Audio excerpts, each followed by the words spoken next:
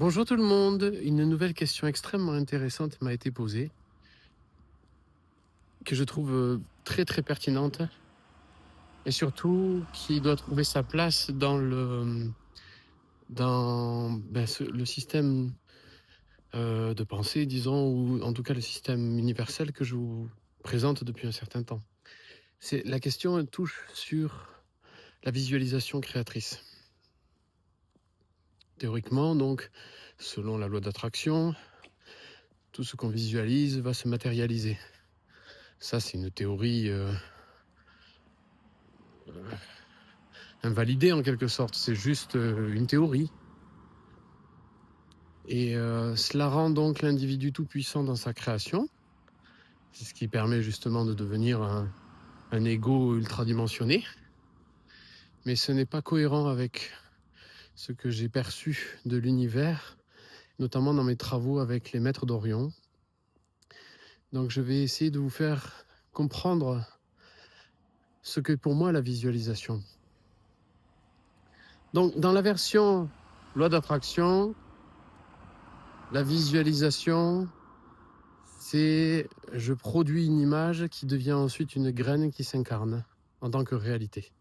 Je m'imagine dedans, je ressens tout à fond, et voilà, je suis quelques temps plus tard dedans.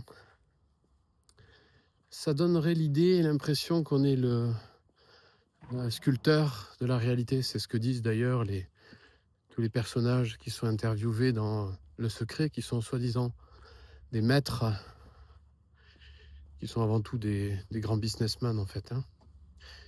Donc qui utilisent surtout des lois du marché.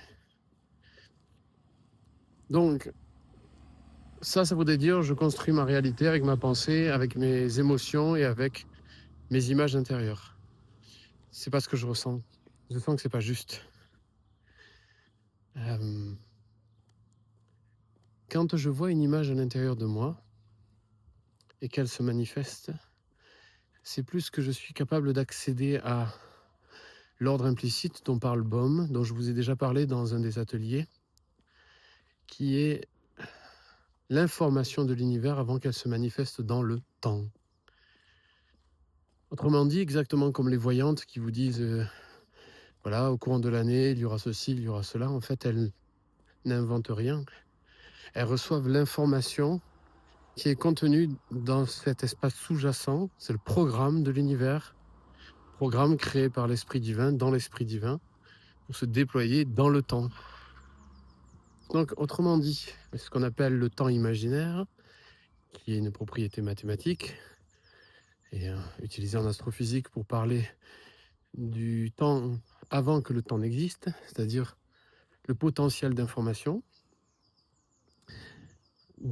Lorsque une vision nous arrive et qu'elle se manifeste, c'est qu'en fait nous avons perçu le futur qui est déjà écrit et que nous avons accès à cette information via l'intuition, la vision intime, etc.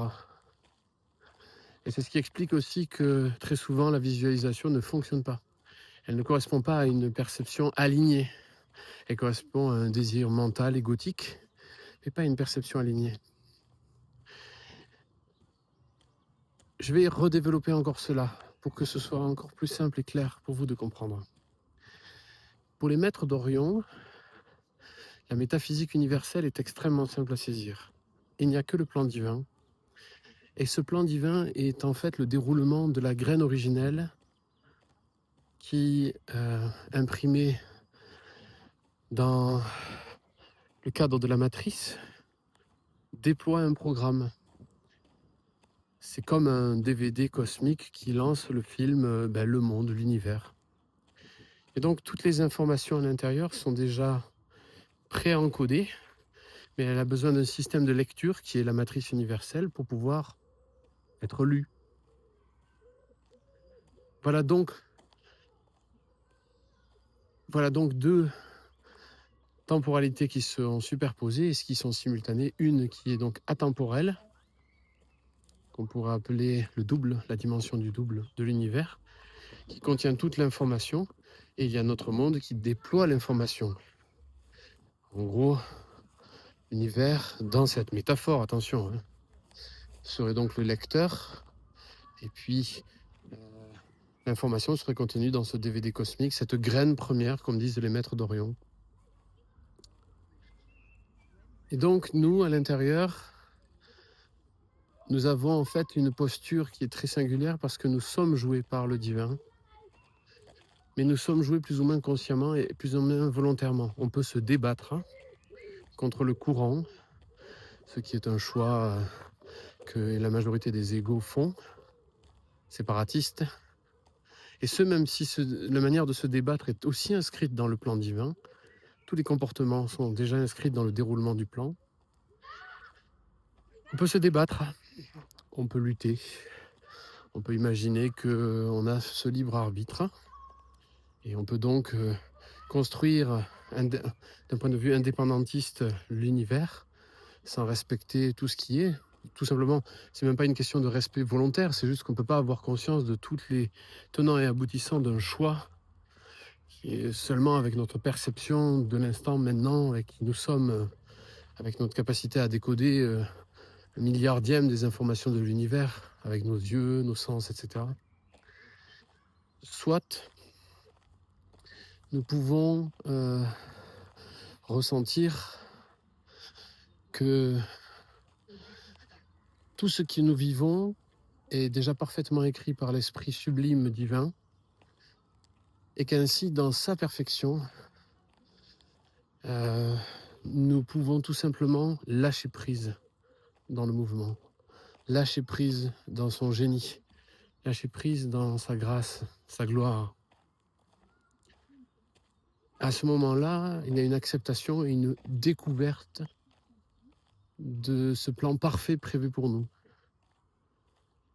C'est vraiment un chemin d'accueil et d'acceptation qui diffère considérablement des perceptions habituelles, dans lesquelles on empuissance l'individu au détriment de l'union avec le tout.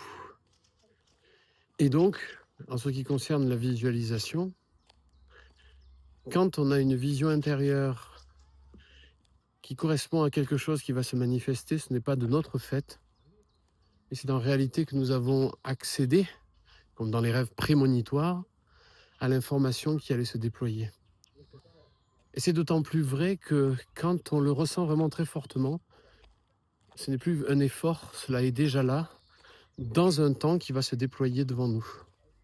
Au bout d'un moment, cela sera. Vous avez déjà certainement eu la certitude que vous seriez dans telle maison, que vous auriez telle relation, telle situation, etc.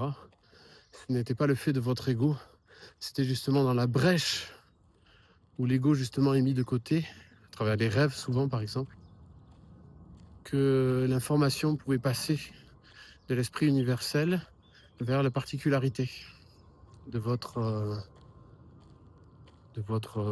réceptacle de l'instrument divin que vous êtes, vous voyez. Donc c'est peut-être complètement à l'envers de ce qu'on apprend d'habitude. C'est même pas forcément en accord avec la rétrocausalité, la double causalité de Guillemont, avec cette idée de choix. Je le répète, dans mon expérience initiatique et dans la dissolution dans l'être que j'ai vécu, j'ai complètement saisi que nous n'avions pas de libre arbitre, sinon celui de se laisser porter par le courant divin ou de résister. Et qu'en fait, c'est juste à cet endroit. Toutes les idées que nous avons le pouvoir de créer notre réalité comme on le souhaite est une illusion.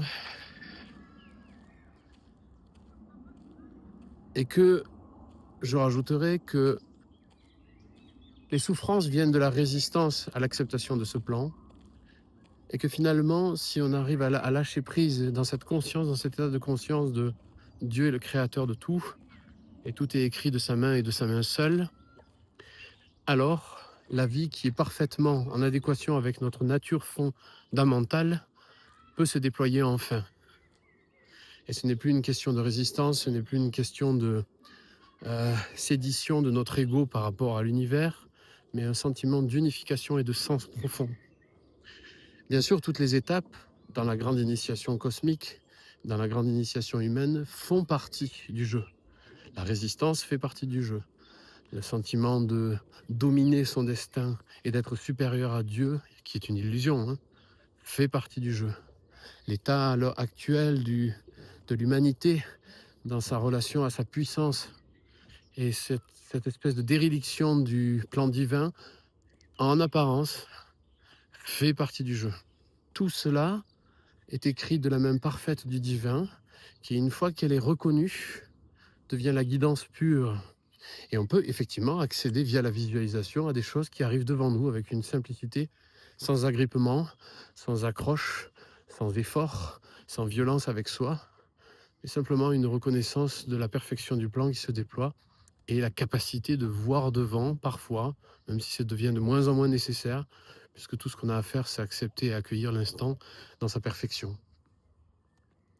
Voilà, c'était un sujet assez complexe, une remise en ordre, selon en tout cas la perception de votre serviteur, mais j'y souscris totalement. Je pense que c'est la résolution de toutes ces équations désordonnées qui consistent tout simplement à reprendre en considération le fait que tout est écrit de la main de Dieu et de lui seul.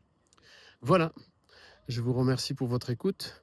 J'espère que cela vous apportera des prises de conscience et des illuminations, des simplifications en vous, et vous permettra dans l'humilité de vous laisser porter dans le chemin parfait prévu pour vous.